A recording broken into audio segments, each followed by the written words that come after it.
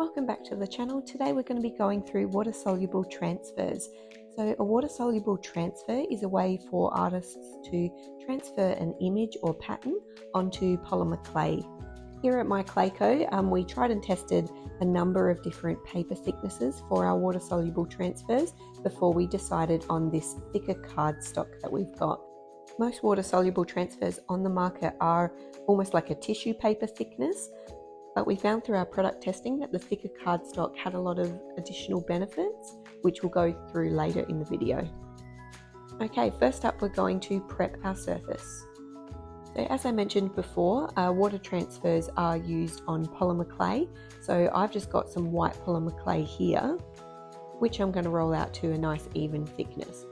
We do prefer using Sculpey and Cernit brands. I will say if you are using Sculpey, you want to try and use Primo over Souffle, just because you'll have better image adherence than you will with the Souffle texture.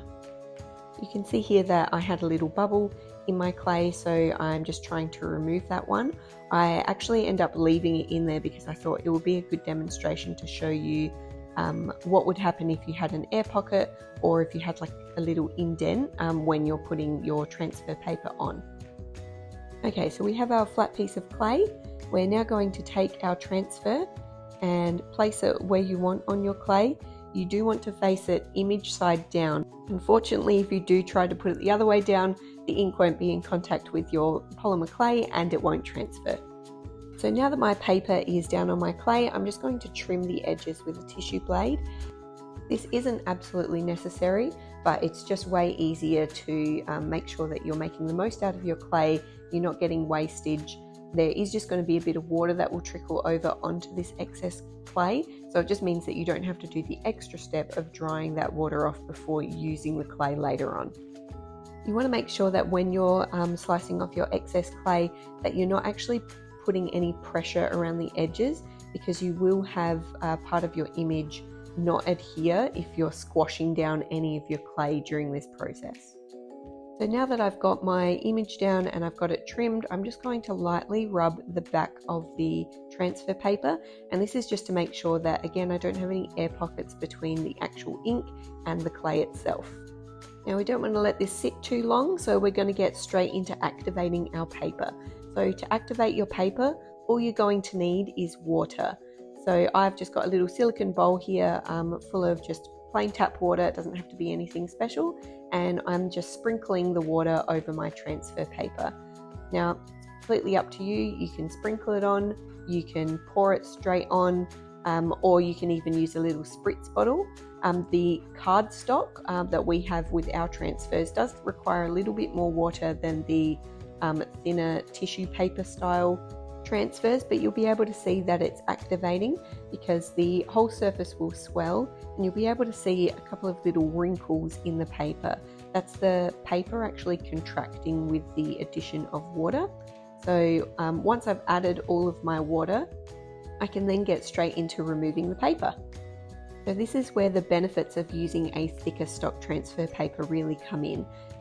So traditional water-soluble papers, you actually wash the entire paper off and it's kind of like a goopy sludge, and a lot of the time people end up washing that down the sink, which is obviously not good for the environment.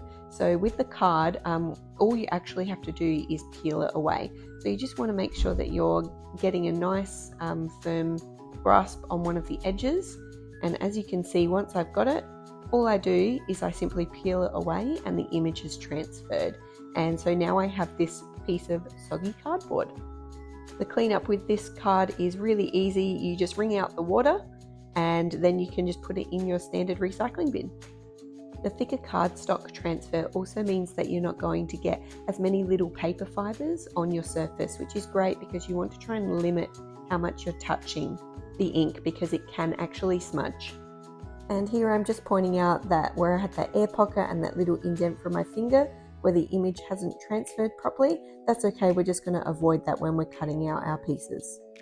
So that was how I would transfer a whole sheet of transfer paper. Now I'm just going to quickly show you if I'm just cutting out a small section, if I just want to do, say, a pair of earrings or like a small keychain, then all I do is I cut out part of my transfer card And then again, you lay it down on your flat clay surface and you just smooth over with your finger. Make sure that the ink is making contact with that polymer clay. Here I've got my water, activating my paper. I use the pouring method here. It's really easy with a silicone bowl because you can slightly pinch the sides to control the water flow better.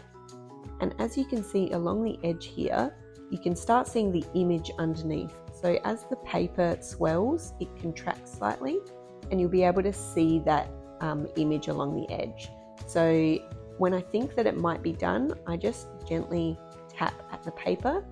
If it doesn't budge, it means you just need to let the water help the ink separate from the paper a little bit more. So you just sit, be patient. Obviously don't go off and make a cup of tea. You need to hang around for a bit, but once it's ready, you'll literally just be able to slide it off and you'll have your image transferred. You don't need to slide it off. You can roll it, you can peel it. It's completely up to personal preference. And you'll get to know which one you prefer to do as you're using transfer papers a lot more. Again, we just have our little soggy cardboard, which I can easily dispose of.